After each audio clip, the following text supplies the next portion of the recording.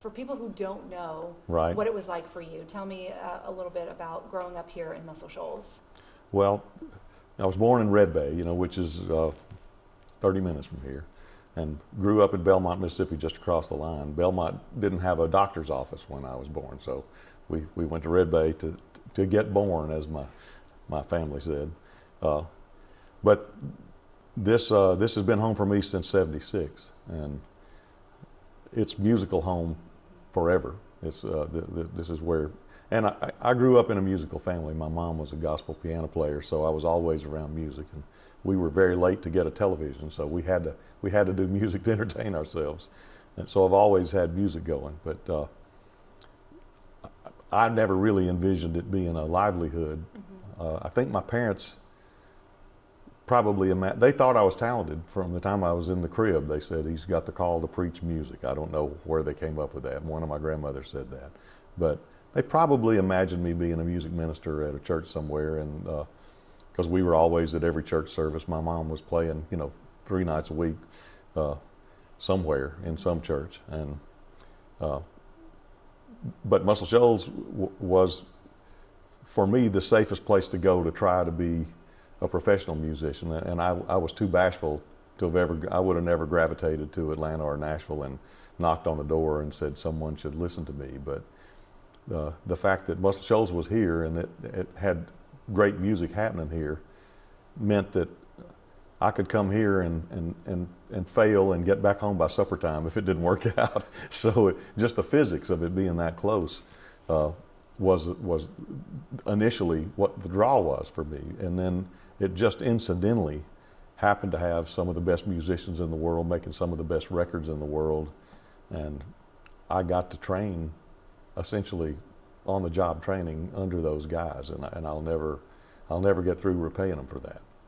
Let's talk about that on the job training. As a teen, a young teen, right? You were Yes. a musician hand. I don't know, what do they call that? It's not really a stage hand, right? I mean, Well, I played and sang in church with my mom until I was 13, and there was a guy from Muscle Shoals here named Shelby Dean Lindley, worked at the Ford Place body shop, that had a job, nighttime job, leading a band called Dean and the Reefers across the state line in Iron City. And he came when I was 13 and made a pitch to my parents for me to play illegally underage at Iron City at the Circle E Club, and I was thinking my parents were about to throw him off the porch because neither one of them had ever been to a honky tonk and were never ever going to go to one. They were very religious. But Dean made a nice pitch, and he said, I'm a good Christian man. I know you want your son to be a musician. I'll come down here and get him, and I'll bring him back when we're done, because I couldn't drive. I was 13. And he said, I'll look after him, and we're going to work 5 nights a week, and I'll pay him $250 a week, which was more than my dad was making teaching school at that time, and more than my mom was making working at the Wrangler factory.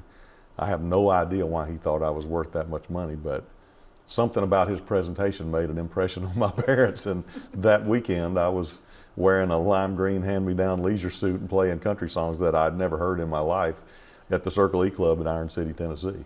And that started, and you came through Muscle Shoals to get there. And some of the session musicians from down here came up there to just sit in and play, because Muscle Shoals was still a dry county, so there was no place to really play live. They would work in the studios all day, but they liked to play. So they'd come to the line, and I met some of the studio players up there. And that particular place and several of the places that I played were rough enough that I was afraid to get off stage. There were people at the Circle E Club that would rev up a chainsaw inside the building instead of applause. It was a rough club, I'd never seen anything like that in the Baptist church. And even though I was playing to some of the same folks Saturday and Sunday, it turns out, it's a lot of the crowd was the same. But at any rate, when we took a break, I wouldn't get off the stage. I'd just sit behind the piano and practice guitar, because I'm more of a guitar player than a piano player. I was playing piano in that band. oh, wow, okay. And I met some of the studio players, and they said, well, would you like to play on, we don't have a dedicated acoustic player in Muscle Shoals, would you like to play on some records? And of course I would. I didn't even know there was such a thing as as a studio musician. I was, you know, so at about 15, I started coming to the studios and playing. And because there wasn't a dedicated acoustic player here, it allowed me to play at the different studios, because most of the studios had a rhythm section. Fame had their rhythm section. Muscle Shoals Sound had their rhythm section. Wishbone, where I cut my first few albums, had their rhythm section, and all of them were great to me, but none of them had an acoustic player, so I got to kind of cross-pollinate the different camps and work in the different studios. I worked mostly at Wishbone, but I got the chance to see how everybody was doing it, and my antenna was up because I'm just eating up with music then and now. So I just tried to sponge up as much knowledge as I could, and whatever I know, I owe a lot to all of those folks that I just named there. Do you remember, you were talking about that lime green leisure suit, do you remember taking the stage that first night and what kind of went through your mind, or what you were thinking looking out at the... I might as well have been on Mars. I'd never seen anything like where we were. And like I said, I didn't know a lot of the songs that we were playing. In the beginning, that was a country band, and kind of ironic that it was Dean and the Reefers, and I ended up in the Coral Reefer Band, sort of a bookend deal, you know. Shelby Dean Lindley was a really nice guy, but he didn't know what reefer was. He just thought it was a cool sounding word, and he had it painted on our van. And Dean had a crew cut and was really straight laced, and he could never understand why all of the long hairs gave us a peace sign when we drove by, because he didn't know what reefer was, and we thought that was kind of sweet, so we never told him either. Why do they do that peace sign thing? Oh, that's But awesome. and he's still around. He was a very sweet guy, and I am grateful to him as well, because there's no other way that I could have made that much money back in those days, and I would spend, you know, $40 or $50 of it on unhealthy food, and I'd give the rest to my parents and put it in the family fund, you know. So. Nice. What was the first big album you had a part of? Well, I played on a lot of demo stuff here for a while, but the first album was Hank Williams Jr. And I had to go to Birmingham and join the union. I just heard one day before the session that I had to go join the union. You're going to play on Hank Jr. tomorrow, and you need to join the union tomorrow, and the session starts at noon. And that's Birmingham. You got to join the union. So I had to get to Birmingham, and the guy at the Birmingham Union office made me watch this whole 45-minute film. So as soon as I watched that film, there was no way I could get back for the session. I'm like, I'm going to get fired the first day on Hank Williams Jr. album. I didn't realize how leisurely it was on the big sessions in Muscle Shoals, because we didn't actually start till like 4 that afternoon. But I drove frantically back to get here to play on Hank's album, and I learned a lot from those guys too. That was also, I got my first cut as a songwriter on that album. He recorded a song of mine, and that was I'd never imagined really somebody recording my songs either. So it was a great week once I got over the adrenaline rush of thinking I was about to get fired for being late. What was your steps to get out on your own? Was there a lot of different people that pushed you? Was the time just right? I mean, how long did you go from, you know, session artist and playing? I was such a bashful kid. I honestly would never have gone anywhere and said somebody should listen to me. I just didn't have that in me. And I had no real ambition to be in the middle of a stage. I was born without that. So my whole aspiration was really to be supplemental, to be a helper, to help somebody else realize their dream, and that would have been mine. But the way it came about is I had a couple of friends that advocated for me and everything, but we would record different artists that would come in, and there was a session that the artist missed their plane and didn't show up. So we had a band and a studio and no artist and no song, and they just sort of went around the room and said, okay, who's got a song? We shouldn't waste the night, let's cut something. And they pointed it, and nope. They pointed it, I was the new guy, you got songs? I said, nope. And it went around about 3 times, and one of my best friends at the time was the engineer in the studio, and he said, Mac writes songs, he's just bashful. And they made me play a song, and I played a song for them, and they said, we'll make a record on you. Wow. That was that. And we cut a record, and then we went and got a record deal, and it took. Yeah, I mean, I've always said it was like 9 Old Testament miracles daisy chained together that allowed me to get a record deal. And in this age now, where you have to be so ambitious and competitive and brand oriented from the beginning, I could never have started now. I would have just gone back home. But that was kind of a miracle, and I'm still around. Which is such a blessing. How old were you when that happened? I was 19 when I got the record deal, and when I was 19 when the first album came out. Yeah. And what was that song that you sang? The song was called "It's a Crazy World," and it was a chart single. Went to the top 40 in the pop charts and to what was then the easy listening charts. It went to the top 10 of that. And it was just a little lazy song that I wrote in about 5 minutes. And I was like, well, I guess that's how they do that. You know, I had no training toward that, and nobody really does. You don't know how to train to have a hit record. But I was wearing my grandfather's hand-me-down overalls, and I had not yet discovered conditioner, so I had kind of a Scottish afro thing going, and had never been on an airplane. It was my family broke out into prayer groups when I had to fly to LA and sign a record deal, and it was an interesting time, and I'm still here. And to see just songwriting and playing, I know a lot of people don't have that opportunity, and you've had the best of dare I say 3 worlds, because you're writing songs, co-writing songs, playing your songs, Mm-hmm. and you're also producing albums out of that. I mean, a triple threat. To see that all of this, you've been able to accomplish all of this in your life. It's incredible. And honestly, most of those jobs I didn't know they existed. Mm-hmm. I wanted to play guitar, and I wanted to maybe sing a harmony part in a band, and I didn't have the nerve to call what I was doing writing songs. But a couple of things just fell out of my mouth, like that song "It's a Crazy World" was written in the time it takes to sing. It just fell out. And I said, well, that must be how people write songs. And a couple of songs came like that, and then nothing else did. And then I said, well, maybe sometimes you have to work at it. And a lot of times you have to work at it, it turns out. But I was so naive about all of it. But always eating up with it. I am hearing music when I go to sleep at night and when I wake up in the morning. And I like to feel like I'm in the service of music every day. And I don't care what the job is. And because I got to learn at the feet of great record producers, Rick Hall here in town, and the Muscle Shoals sound guys here, Barry and David and Roger, those guys.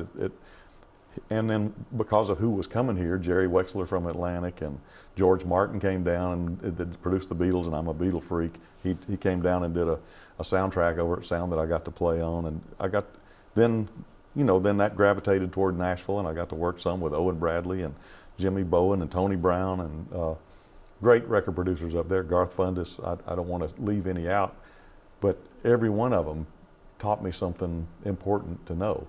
And I never imagined putting that together and being a record producer, but over the years of seeing so many sessions come, and how some do well and some you have to work harder, I think because I've done almost all of those hats along the way, I have a high respect for all the jobs. And so I at least know how to treat people with respect, because I respect the job. To see Muscle Shoals, obviously it was getting the hype that it did when you were a teen and getting started. It kind of not fell by the wayside, but it just wasn't brought to the forefront like it is now. To see it get back in the limelight, people actually understanding there's something special about the Shoals area, that Muscle Shoals sound. To see it getting the recognition today, and to see your career where it is, how special is that for you, to see your hometown being recognized for all the right reasons? Well, it's awesome, because I think the reason the music brought that recognition, and it's the music that brought that recognition. It was not a publicist. It was not a marketing campaign. It's the music that did that, and the ladies and gentlemen that made that music here did it for its own sake. They were just trying to make the best music they could. And what I learned first from them is that they didn't put cookie cutters on genres. One week it would be Willie Nelson coming to town. They go, look at this guy, he's cool. We're going to make a cool record. We're going to do the best we can with him. And it might be Aretha Franklin or Wilson Pickett or Thelma Houston the next week, or the Oak Ridge Boys. It didn't matter if it was country or R&B or blues. We're just going to do the best we can, and we're not going to sleep good unless we do the best we can, unless we make this music be the best that we can make it be. And that's probably the single most important thing I learned from working here. And it's something that I carry with me when I work in Nashville now. A little bit of that bleeds over into whoever else, because Nashville's Music City, and a lot of folks check their stocks before they come in the studio in the morning. They check them again when they finish, and they play songs in between, and there's nothing wrong with that, because they're phenomenal musicians. But the fact that they get a little bit of that, because I'm a songwriter, it means something to me what song I'm recording that day. I'm not just playing a guitar. I want somebody's dream to come true. And there's a songwriter, usually 2 or 3 on every song. And there's an artist, and that artist's family, their dreams are all tied up in that song. So I take that very seriously, what it is, even if I'm just strumming a rhythm guitar that day, or whether I'm producing or singing or arranging, or whether I'm just going to get cheeseburgers for people that are better than me that are doing it instead of me. I don't care. I'm in the service of music, and that makes me feel good every day. Do you still have that imposter syndrome, or are you accepting the fact who you are? Because talking to you, I feel like it's still kind of like a dream for you. It's. Oh, it is. It is that. But I like to think that when I leave the job, it's a little bit better than it would have been if I wasn't there. I don't have the highest, I'm not the biggest fan of myself, but I want it to be a little better because I was there. And it must be occasionally that way for me to get to work this long. So I don't mean to be, I think Voltaire said there's no greater arrogance than false humility. I probably have a tiny bit of false humility because of how I was raised, but I have some real humility too. And I'm very grateful to get to do what I do. And I don't know if I pulled the wool over anybody's eyes, but I'm just so happy to get to do this some more, which is the biggest reward of music, is you get to do some more. They want you coming back for more and more. And I want to come back. Was there a song that took off that maybe surprised you more than others, other than that first one? Well, you know, my first hit as a songwriter for somebody else, my friend Donnie Lowry, who will be here tonight, he was a marine biologist at TVA, and we wrote the song Old Flame for the band Alabama. And our publishers at the time, who supported us in a lot of ways, they weren't big country music fans, and they said, we shouldn't even cut a demo of this song, because country albums, if it's a #1, it's only going to sell 40,000 albums. I don't know why you would want to waste your time with this. And we like it. We like this song. And so we sort of pushed to the point that they let us demo the song, and Alabama sold 25 million copies of Old Flame, and that surprised everybody. Nobody expected that. And I liked it because it had some gospel changes that I sort of learned from my mom in the chorus, the little rising, it's sort of an uplifting chorus. And so it let me sort of honor my own musical heritage a little bit, writing the song. And Donnie's a great songwriter, and if we had left me to my own devices finishing that song, I would have put some kind of clever trick and made it about an arsonist or something instead of a relationship. And so Donnie saved me from myself in that way too, and we finished it the way it was supposed to be, and I'm forever grateful to him for that. Is there a song that you have that's your favorite to sing, or are they all special in some way?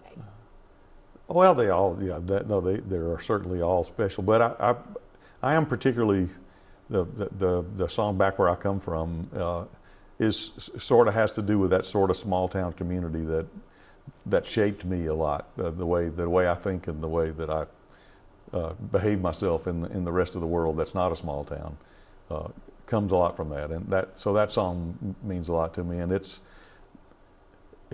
kind of funny because when I wrote it, Belmont, my little hometown over there, only was 900 people when I grew up. And when I talked in the song about painting your name on the water tank, I kind of assumed that my total maximum audience for that song was those 900 people.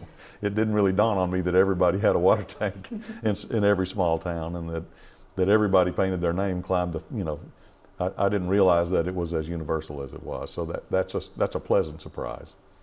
And to hear an artist like Kenny Chesney Right. sing that. He saw his water tank. Yes. and I'm glad he did. Just to see the big name artists sing your song too, is that, you were talking about making other dreams come true. Yes. What does that do for a songwriter to hear not just your songs on the radio? You know, we've heard you perform your songs, but Sure. to see somebody else take it and make it their own. Well, you know, we get with Alabama and with Kenny. Alabama played Old Flame as their encore every night, and the whole arena would light up their lighters as Old Flame, you know, and and sing it. To see not only an artist that you look up to, but see thousands of people sing it with them, and hold up a cigarette lighter because that's the song they were waiting to do that on, is remarkable, and not anything you could have ever envisioned. And Kenny, same way. I've gotten to sing back where I come from with Kenny over the years in NFL stadiums where the whole place sings it. And Jimmy loved that song so much, even though it wasn't a Buffett song, we played it every night because he loved to play it. And he came from a small town too. We both straddled the Mississippi-Alabama line. You know, he was born in Mississippi, grew up in Alabama, and I was born in Alabama, grew up just across the line in Mississippi. So we had that in common. I guess, yes, let's fast forward a little bit. Well, is there anything that you think people in the Shoals need to know about you, or how grateful you are for the community? Well, this is musical home to me, and it's you know, it's been home, like I said, since '76. But everything I do, everywhere that I go, I carry myself differently because I know what I got from this place, and I know that I'm coming back to this place. It influences everything, and I'm an ambassador for what goes on here. I root for everybody that's making music here. I'm so happy to see a rejuvenation of more folks coming to town. A lot of my session buddies in Nashville have bought houses down here in the last couple of years because they always looked up to Muscle Shoals, but now it sort of reminds them of what they liked about Nashville in the '70s. Nashville's sort of blown up, you know, and so the fact that that's rekindling, it's the same fire, but it's rekindling, is exciting to me, and I won't ever, you know, it's not ever going to not be my musical home. I joke that I leave the water running a little bit just so I'll know got to come back, but I love this place. And to be able to raise money to keep the studios, you know, going, and the tours and all that excitement, it's vital that we do that. Well, for so many years, the foundation, during the sort of down years that you spoke of, the foundation was supporting musicians, you know, as opposed to, so the fact that we occasionally get to do something to pay back, and, you know, this particular evening. Now, I would never have imagined myself as having anything to do with selling out a room, but we've sold out a room on behalf of the Muscle Shoals Music Foundation tonight, and that is awesome. You know, I'll never get through paying this market and the foundation itself back for what that they've done for me, but maybe this is down payment anyway.